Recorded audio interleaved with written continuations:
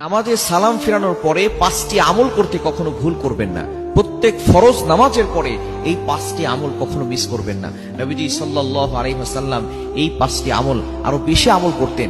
আমি আপনাদের কাছে সহজ করণার্থে 5টি আমলের কথা বলছি। এগুলো অবশ্যই আমরা নামাজের সালাম ফেরানোর পরেই আমরা আমলগুলো করব। প্রত্যেক ফরজ নামাজের পরে নামাজ অবশ্যই পড়বো, মাস্ট বি। নামাজ পড়ার পরে আমরা এই 5টি আমল কেউ ছাড়বো না। 1 নাম্বার, সালাম ফেরানোর পরেই আপনি একবার উচ্চ স্বরে বলবেন আল্লাহু আকবার। আল্লাহ হলেন সবার বড়। আপনি নামাজ পড়েছেন, সেখানে আল্লাহর ঘোষণা দিয়েছেন। নামাজ শুরু করেছেন আল্লাহু আকবার দিয়ে, নামাজ শেষ করেছেন আসসালামু আলাইকুম ওয়া রাহমাতুল্লাহ বলে। এরপর আপনি আবারও আল্লাহু আকবার বলে আল্লাহকে ঘোষণা দিতে যাচ্ছেন, আল্লাহ আপনি হলেন সবার বড়, আপনার থেকে বড় আর কেউ নাই। এরপরে আপনি বলবেন আস্তাগফিরুল্লাহ। মুসলিম শরীফের হাদিস, তিরমিজি শরীফ, বিভিন্ন সিয়াসিত্তার হাদিসের কিতাবের ভিতরে হাদিসটি এসেছে। 1 নাম্বার হচ্ছে আল্লাহু আকবার বলা, 2 নাম্বার হচ্ছে ইস্তেগফার। অবশ্যই আপনি 3 বার ইস্তেগফার পড়বেন, আস্তাগফিরুল্লাহ আস্তাগফিরুল্লাহ আস্তাগফিরুল্লাহ, এটা 3 বার পড়বেন। এখন অনেকে বলবেন, হুজুর নামাজ তো ভালো কাজ করেছি, ইস্তেগফার করার কি দরকার? ইস্তেগফার হচ্ছে ক্ষমা প্রার্থনা করা, এটা গুনাহের পরে মানুষ করে। কিন্তু নামাজ তো ভালো কাজ, নামাজের পরে আবার ইস্তেগফার কেন করব? মনে রাখবেন, নামাজে দাঁড়িয়েছেন, আপনি আল্লাহর সামনে দাঁড়িয়েছেন, কারণ আসসালাতু মিরাজুল মুমিন। নামাজ হচ্ছে মুমিনদের জন্য মেরাজ। যখন কোনো ব্যক্তি নামাজে দাঁড়ায় তখন সে কেমন যেন আল্লাহর সামনে দাঁড়িয়ে যায় এবং আল্লাহ তাআলা ওই বান্দার সাথে কথা বলতে থাকেন। নবীজি সাল্লাল্লাহু আলাইহি ওয়াসাল্লাম সহিহ মুসলিম শরীফের ভিতরে বলে দিয়েছেন যে ব্যক্তি নামাজে দাঁড়ায় সূরা ফাতিহা পড়ে আলহামদুলিল্লাহি রাব্বিল আলামিন, all praise is due to Allah, সমস্ত প্রশংসা আল্লাহর জন্য, সাথে সাথে আল্লাহ বলে হামিদানি আবদি, my servant is praising me, আমার বান্দা আমার প্রশংসা করেছে। সুতরাং বান্দা আল্লাহর সাথে নামাজের ভিতরে কথা বলে। এখন আপনি নামাজের ভিতরে আল্লাহর সামনে দাঁড়িয়েছেন, এখানে যদি আপনার কোনো ভুল হয়ে যায়, আপনার জানা হোক অজানা হোক, জানা অজানা কোনো ভুল হয়ে গেলে আপনি আল্লাহর কাছে ক্ষমা চাইবেন। ভালো কাজ নামাজ, এই ভালো কাজের ভিতরেও আমাদের ভুল হওয়ার সম্ভাবনা আছে।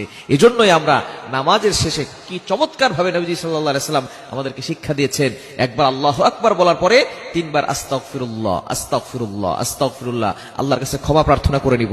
তাহলে নামাজের ভিতরে যে ভুল ত্রুটিগুলো হয়েছে ছোটখাটো, এগুলো আল্লাহ পাক রব্বুল আলামিন ক্ষমা করে দিবেন।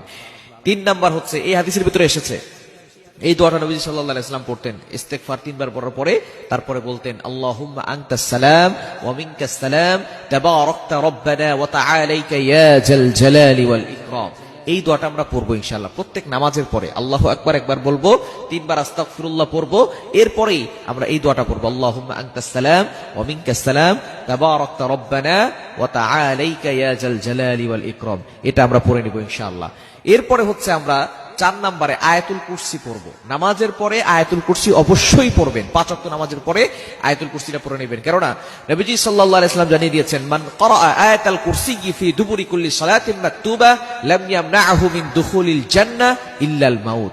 অবশ্যই যে ব্যক্তি 5 ওয়াক্ত নামাজের পরে আয়াতুল কুরসি পড়ে, ওই ব্যক্তির মৃত্যু হতে দেরি সাথে সাথে আল্লাহ পাক রব্বুল আলামিন তার কবরখানা জান্নাতের বাগান বানিয়ে দেন। অর্থাৎ কবরে দেওয়ার পরেই মৃত্যু শুধু তার বাকি থাকে, একটা দেয়াল হিসেবে থাকে। মৃত্যু হতে দেরি, ইন্তেকাল হতে দেরি, আল্লাহ পাক রব্বুল আলামিন সাথে সাথে তার কবরখানা জান্নাতের বাগান বানিয়ে দিবেন, সে জান্নাতে ঢুকে যাবে। এজন্য অবশ্যই 5 ওয়াক্ত নামাজের পরে আমরা আয়াতুল কুরসি কখনো মিস করব না।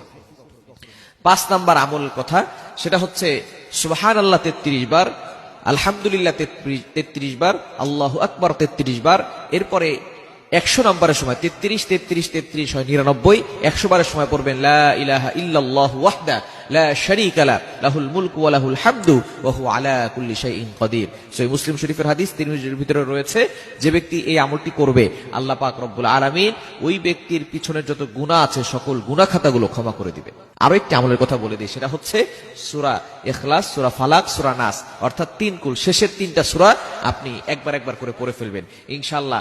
এই 5টি আমল, সাথে আরো একটি আমলের কথা বললাম, এই 6টি আমল যদি আপনি করতে পারেন, আল্লাহ পাক রব্বুল আলামিন আপনার জীবন চলার পথ সহজ করে দিবেন, বিপদ আপদ থেকে আল্লাহ আপনাকে হেফাজত করবেন, মৃত্যুর সাথে সাথে আল্লাহ পাক রব্বুল আলামিন জান্নাতের ব্যবস্থা করবেন।